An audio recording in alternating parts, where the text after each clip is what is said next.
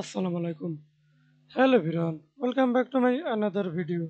In this video, how to change a picture into text in Microsoft Excel.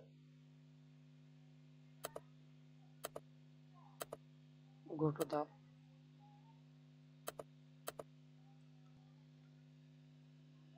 text and click this. Right click mouse. Go to fill options and we can see this picture. Work offline. Go to the file locations.